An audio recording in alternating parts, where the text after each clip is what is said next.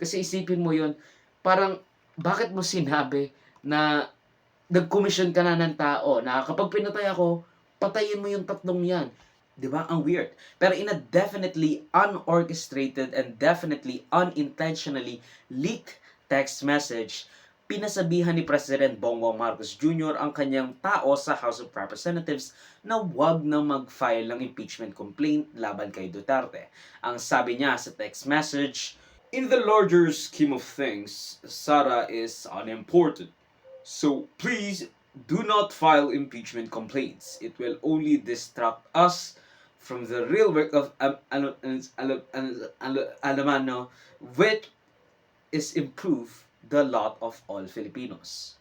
Now, of course, I don't freaking know, or I don't even freaking buy the whole na-leak yung private conversation namin itong taong ito. Well, who is that person? Sino yung nag-leak nun? Private correspondence. Tapos, bigla na lang nilileak sa media.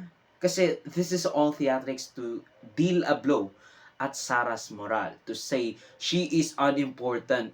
She is an unimportant person. At wag na natin sayangin yung oras natin dito.